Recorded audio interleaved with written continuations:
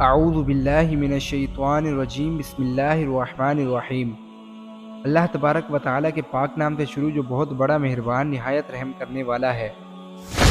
آج سے ہزاروں سال پہلے جزیرہ عرب کے جنوبی علاقوں میں یمن کے گرد و نواح میں ایک شہر آباد تھا جسے سبا کے نام سے جانا جاتا تھا، اور وہاں کے آباد لوگوں کو قوم سبا کہہ کر پکارتے تھے۔ وہاں کے لوگ بہت ہی نعمتوں اور رحمتوں میں تھے، ہر طرف لہلاتی فصلیں اور پھلوں سے لدے درخت موجود تھے، مگر یہ قوم شرک میں مبتلا تھی اور سورج کی پوجا کیا کرتی تھی۔ جب وہاں کے بادشاہ شرجیل بن مالک کی موت ہوئی تو اس کی بیٹی بلقیس نے حکومت کی باغ ڈور سنبھالی۔ بعض مؤرخین لکھتے ہیں کہ بلقیس کے والدین میں سے ایک جنات میں سے تھے، مگر اس نظریے کی کوئی واضح دلیل نہیں ملتی۔ ملکہ بلقیس ایک عورت تھی جس نے 900 سال تک نہایت خوبصورتی کے ساتھ یمن پر حکومت کی تھی۔ دنیا کے بیشتر علاقوں میں جو تجارت ہوتی تھی وہ سبائیوں کے ہاتھ میں تھی۔ یہی وجہ ہے کہ ملکہ سبا کے لوگ بہت امیر تھے، مگر یہ وہ زمانہ تھا جب مشرق سے مغرب تک ایک عظیم بادشاہ کی طاقتور حکومت اور جاہ و جلال کا ڈنکا بجتا تھا، جسے تاریخ میں سلیمان ابن داؤد کے نام سے جانا جاتا تھا۔ حضرت سلیمان علیہ السلام کی حکومت دنیا کی بیشتر ممالک میں تھی۔ آپ کا دارالخلافہ یروشلم کا شہر تھا۔ آپ کو ہوا، جنات، چرند پرند اور جانوروں پر حکمرانی عطا کی گئی تھی۔ ایک دن کا واقعہ ہے کہ حضرت سلیمان علیہ السلام نے دربار لگایا تو جن و انس، جانور اور چرند پرند سب کے سب حاضر ہوئے، مگر ان کا چہیتا پرندہ ہدہد غائب تھا۔ آپ نے پوچھا کہ ہدہد کہاں ہے؟ جب وہ نظر نہ آیا تو حضرت سلیمان علیہ السلام نے فرمایا، اگر وہ اپنی غیر حاضری کی کوئی معقول وجہ پیش نہ کر سکا تو اسے ذبح کر دیا جائے گا۔ ابھی یہ گفتگو ہو رہی تھی کہ ہدہد حاضر ہو گیا۔ پوچھا گیا، تم کہاں تھے؟ ہدہد نے بڑے احترام کے ساتھ جواب دیا، اے اللہ کے پیغمبر، میں اڑتے اڑتے ایک ایسے ملک میں جا پہنچا جہاں کے لوگ شرک میں مبتلا دیکھے۔ وہ آگ اور سورج کی پوجا کرتے ہیں۔ ان کی ایک رانی ہے جسے وہ بلقیس کے نام سے پکارتے ہیں۔ وہ ایک بہت بڑے تخت پر بیٹھ کر حکومت کرتی ہے۔ اس کے تخت میں قیمتی ہیرے، جواہرات اور لال و زمر جڑے ہوئے ہیں، اور اس کے پاس تمام شاہی سامان، آرائش و نمائش موجود ہے۔ حضرت سلیمان علیہ السلام نے کہا، تمہاری بات سچ ہے تو میرا خط اس ملکہ کے پاس پہنچا دو تاکہ وہ شرک سے باز آ جائے، اور خط پہنچانے کے بعد وہاں بیٹھ کر سنو وہ کیا رد عمل اختیار کرتی ہے، اور پھر آ کر مجھے خبر دو۔ حضرت سلیمان علیہ السلام نے ملکہ بلقیس کو مخاطب کر کے لکھا، بسم اللہ الرحمن الرحیم۔ اللہ تبارک و تعالیٰ کے پاک نام سے شروع جو بہت بڑا مہربان اور نہایت رحم کرنے والا ہے۔ یہ عزت والا خط سلیمان کی طرف سے ہے، اور اگر تم اپنے آپ کو بڑا نہیں سمجھتی تو فوراً میری بارگاہ میں حاضر ہو جاؤ۔ یہ خط دراصل ملکہ سبا اور اس کی قوم کی طرف دعوت اسلام تھی، انہیں شرک سے ہٹا کر توحید کی طرف لانا تھا۔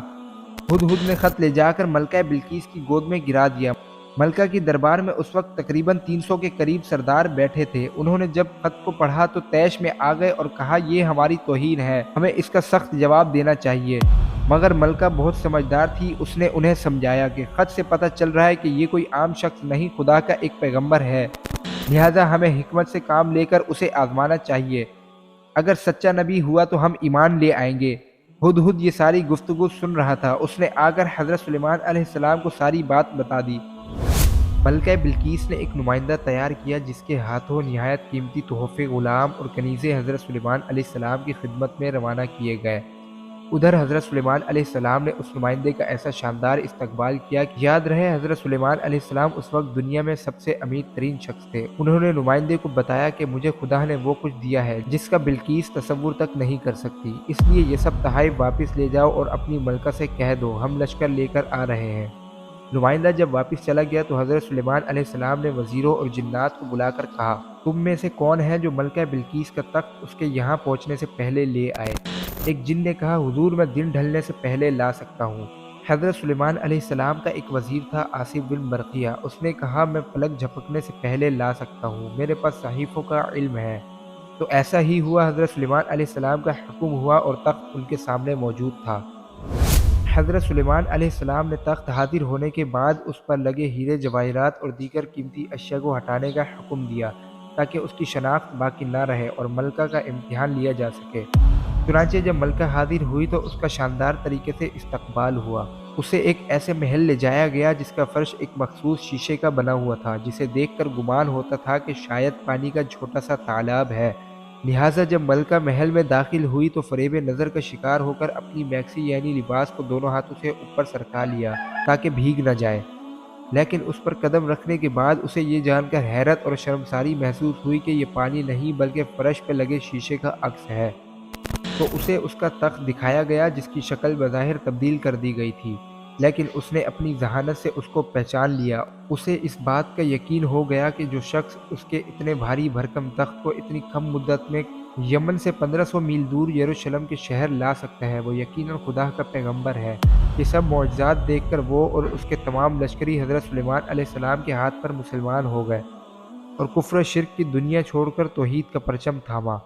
تاریخ میں لکھا ہے کہ بلقیس نے حضرت سلیمان علیہ السلام سے شادی کر کے باقی زندگی ان کے ساتھ حرم میں گزاری۔ پیارے دوستو، اس طرح سبائی قوم نے جو آگ اور سورج کی پوجا کرتے تھے، حضرت سلیمان علیہ السلام کے معجزات دیکھ کر ان پر اسلام لے آئے، اور ملکہ بلقیس نے حضرت سلیمان علیہ السلام سے شادی کر لی اور ان کے ساتھ حرم میں زندگی گزاری۔